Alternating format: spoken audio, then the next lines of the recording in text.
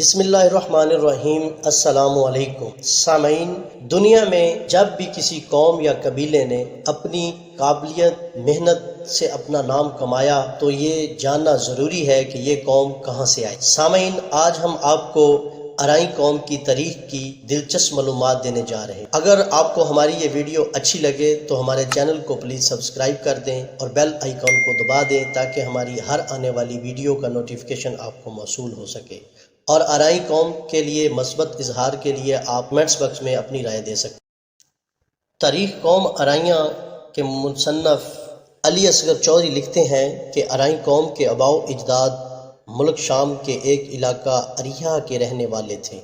جب وہ وہاں سے سرزمین ہند پہنچے تو اریحا کی نسبت سے اریحائی اور بعد ازاں ارائی مشہور ہو گئے۔ ارائی قوم کے افراد شیخ شاہ، ملک، مہر، میاں، چودھری، سردار، خان، بہادر، ملا، حجازی، سلیمی، شامی، بھٹا بھی کہلاتے ہیں۔ حضرت بلے شاہ کے مرشد حضرت شاہ عنایت قادری ارائی تھے، مگر شاہ کے لقب سے ملقب تھے۔ حضرت بلے شاہ نے کے بارے میں ایک بڑی خوبصورت بات کی، جے تو بندہ بنائے سائیں دا تے پلہ پھڑ لے ارائی دا۔ اریحا کے قبیلہ بنو سلیم کی ذریات سلیمی کہلاتی ہیں اور شام سے نسبت کی وجہ سے اکثر افراد اپنے نام کے ساتھ شامی لکھتے ہیں۔ پاکستان کے نامور ناول نگار نسیم حجازی بھی ارائی قوم سے تعلق رکھتے ہیں۔ مظفر نگر اور بریلی بھیت کے ارائی شیخ کا خطاب استعمال کرتے ہیں۔ کبیر والا ملتان کا ارائی خاندان اپنے ناموں کے ساتھ ملا کا خطاب استعمال کرتا ہے۔ لاہور میں آباد ارائی مہر کہلاتے ہیں اور کچھ سردار کہلاتے ہیں۔ ارائی ایک زراعت پیشہ اور باغبان قوم ہے۔ زمین کو زرخیز بنانا اور اس کی زرخیزی سے بھرپور فائدہ اٹھانا اسی قوم کا کام ہے۔ لفظ ارائی دراصل عربی زبان کا لفظ ارائین ہے جو کثرت استعمال اور امتداد زمانہ سے ارائی بن گیا ہے۔ ارائین کا مطلب باغبان، ملیار یا مالی نہیں ہے۔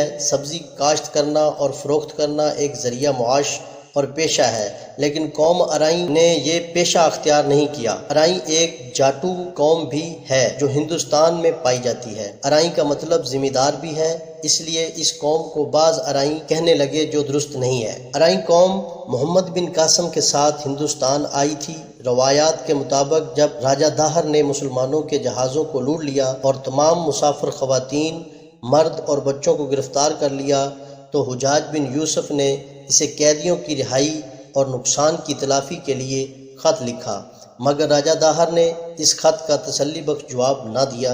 اس پر حجاج نے مزیل کو 300 جنگجوؤں مجاہدوں کے ساتھ سندھ روانہ کیا۔ مزیل نے مکران اور صوبہ دار نے عبداللہ سے 3000 سپاہیوں کی مزید کمک حاصل کی اور راجہ داہر پر حملہ کر دیا، مگر وہ میدان جنگ میں مارا گیا۔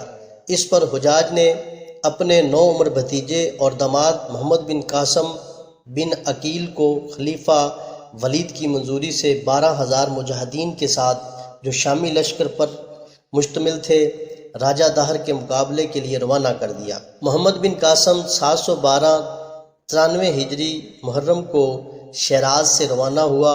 اس کے ساتھ 6000 پرجوش مجاہدین تھے۔ اس کے علاوہ 6000 شتر سوار اور سامان اٹھانے کے لیے 3000 اونٹ تھے۔ جب محمد بن قاسم مکران سے دیبل کی طرف بڑھا تو اس کے پاس سمندری راستے سے فصیلیں توڑنے اور پتھر پھینکنے کے لیے 5 منبکین پہنچا دی گئیں۔ محمد بن قاسم نے راجہ داہر کی راجدھانی پر ایک بھرپور اور طوفانی حملہ کر دیا۔ 3 دن کی زبردست لڑائی کے بعد جون 712 رمضان 93 ہجری کو دیبل فتح ہو گیا اور راجہ داہر میدان جنگ میں مارا گیا۔ ایک عرب شاعر نے محمد بن قاسم ایک عظیم جرنیل اور سپہ سالار تھا۔ اس کی فتوحات کا سلسلہ ملتان، بیکانیر اور کشمیر تک پھیل گیا۔ جب وہ سندھ کو فتح کر کے کچھ اور ملتان کی طرف روانہ ہوا تھا تو اس کا لشکر 50,000 مجاہدین پر مشتمل تھا۔ محمد بن قاسم تقریباً 3.25 سال تک ہندوستان میں رہا۔ جب پہلے حجاج بن یوسف اور بعد ازاں خلیفہ ولید انتقال کر گئے اور ولید کی جگہ اس کا بھائی سلیمان بن عبد المالک خلیفہ بنا تو اس نے 714 96 ہجری میں محمد بن قاسم کو واپس بلا کر قتل کرا دیا۔ اس عظیم سپہ سالار کا مزار دمشق میں ہے۔ قوم ارائیں کا تعلق اس عرب نسل سے ہے جس نے عماد الدین محمد بن قاسم کے زیر کمان سندھ کو فتح کیا تھا۔ قوم ارائیاں کا مرث اعلیٰ شیخ سلیم انصاری تھا جس نے سانحہ کربلا کے بعد شام کی طرف ہجرت کی تھی اور دریائے فرات کے کنارے گلہ بانی کا پیشہ اختیار کر لیا تھا۔ اس گلہ بانی کی وجہ سے یہ شخص سلیم الرائی کے نام سے مشہور ہو گیا۔ اس کا بیٹا شیخ حبیب ایک عظیم انسان اور بزرگ کامل تھا۔ شیخ حبیب بن سلیم الرائی دریائے فرات کے کنارے بکریاں چرایا کرتے تھے۔ انہوں نے جلیل القدر صحابی رسول اللہ حضرت سلیمان قاری سے فیض حاصل کیا تھا۔ اس طرح شیخ حبیب کا درجہ تابعی کا ہے۔ محمد بن قاسم کے ساتھ شیخ حلیم بن حبیب بھی فتوحات سندھ میں شامل تھا۔ جب محمد بن قاسم کو شہید کر دیا گیا تو خلیفہ محمد بن قاسم کے لشکر کو یہ شاہی فرمان بھیجا، جہاں چاہے محنت مزدوری کرو اور زمین کاشت کر کے گزارا کرو، شام میں تمہارے لیے کوئی جگہ نہیں۔ اس پر ان لوگوں نے مختلف پیشے زراعت، گلہ بانی وغیرہ اختیار کر لی۔ گلہ بانی کی وجہ سے انہیں دائی کہا جانے لگا۔ سلطان محمود غزنوی کے حملہ کے وقت یہ قوم ملتان گردنواں میں آباد تھی اور شہاب الدین غوری نے جب تھوئی راج پر حملہ کیا تو ارائین نوجوان نے بڑھ چڑھ کر جنگی خدمات سر انجام دی۔ اس کے صلے میں شہاب الدین محمد غوری نے اس قوم کو دریائے سرسوتی کے گردنواں میں زمین دے دی اور یہ قوم مکمل طور پر ایک زراعت پیشہ قوم بن گئی۔ پہلے یہ قوم دو شاخوں میں تقسیم ہو گئی، ایک ملتانی جس کا جد امجد شیخ باقر تھا، دوسری سرسہ وال جس کا مرث اعلیٰ شیخ اکبر تھا۔